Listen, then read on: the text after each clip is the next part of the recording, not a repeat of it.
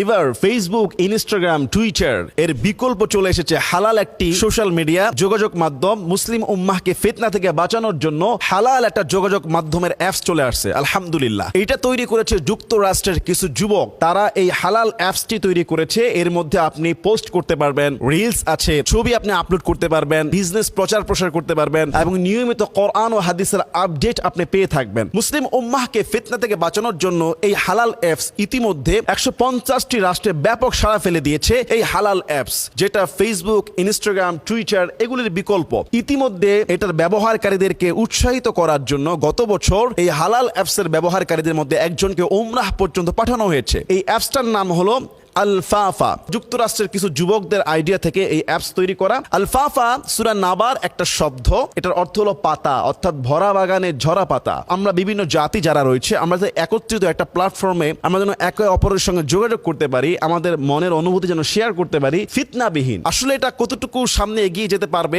সেটাই আসুন দেখার বিষয়। বর্তমানে ফেসবুকে, ইনস্টাগ্রামে, টুইটারে, রিলসে, ভিডিওতে অনেক অশ্লীলতা, বেহায়াপনা ছড়িয়ে পড়েছে। এইটা থেকে মুসলিম জাতিকে বাঁচানোর জন্য বা যারা ফিতনা থেকে বাঁচতে চান তাদের জন্য এই অপশনটা, এই আলফাফা অ্যাপসটা তৈরি করেছে, যেটা ইতিমধ্যে পাকিস্তান, আফগানিস্তান, বাংলাদেশ, আরব থেকে বিভিন্ন কান্ট্রিতে, প্রায় 150টি কান্ট্রিতে এটার ব্যবহারকারীরা দিন দিন বাড়ছে এবং জনপ্রিয়তা লাভ করেছে। আলফাফা এই শব্দ থেকে, কোরআনের শব্দ থেকে এই অ্যাপসটা তৈরি করা হয়েছে। নিয়মিত আলফাফার পক্ষ থেকে এখানে কোরআন এবং হাদিসের আপডেট দেওয়া হয়, বিভিন্ন স্কলারদের বিভিন্ন এখানে ডেফিনিশন দেওয়া হয়। শুধু তাই না, এখানে কেউ অশ্লীলতা করতে পারবে না, বেহায়াপনা বা অশ্লীলতা ছড়াতে পারবে না। সেই ক্ষেত্রে আলফাফা কঠোর নজরদারি করে থাকে এবং এখানে আপনি চাইলেও কোনো কিছু উল্টাপাল্টা করতে পারবেন না। এবং এটা একটা হালাল অ্যাপস এবং এর মাধ্যমে আপনি যোগাযোগটা সবার সাথে সুন্দরভাবে করতে পারবেন। সোশ্যাল মিডিয়ার যেই কার্যকারিতা, যে উপকারিতা, আপনি সেটা লাভ করতে পারবেন। সুবহানাল্লাহ। আসলে এমনটি আমরা চাচ্ছিলাম যে এমন একটা অ্যাপস তৈরি হোক যেটা আমরা ইহুদিদের হাত থেকে বেরিয়ে আসতে পারবো। দেখুন, আজকে আমরা ফেসবুক ইউজ করি, অনেক কথা লেখা যায় না, অনেক কিছু পোস্ট করা যায় না, অনেক কিছু ছাড়া যায় না।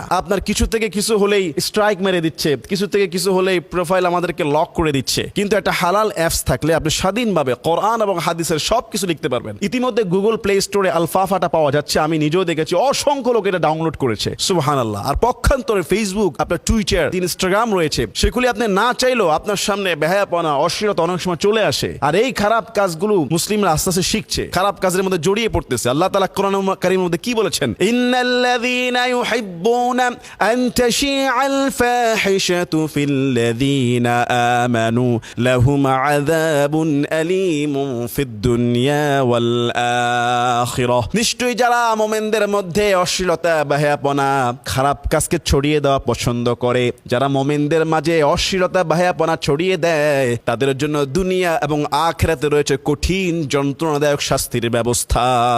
নাউযুবিল্লাহ। খারাপ কাজ করলেন, খারাপ পোস্ট করলেন, খারাপ ভিডিও শেয়ার করলেন, আপনি মুমিনদের মধ্যে অশ্লীলতা ছড়িয়ে দিলেন, আপনি গুনাহগার হলেন। আর আপনি একটা ভালো কিছু উদ্যোগ করলেন। আলফাফা যারা তৈরি করেছে, যে সমস্ত যুবকরা, আল্লাহ তাদেরকে হায়াত দারাজ করুক, আল্লাহ তাদের জ্ঞানে আরো বরকত বাড়িয়ে দিক, যে মানুষকে অশ্লীলতা থেকে, বেহায়াপনা থেকে বাঁচার জন্য, ফিতনা থেকে মুক্ত রাখার জন্য, সোশ্যাল মিডিয়াতে যোগাযোগ রক্ষা ঠিক রাখার জন্য আলফাফা অ্যাপসটা তারা তৈরি করেছে। এই ভালোর প্রতিদান তারা পাবে।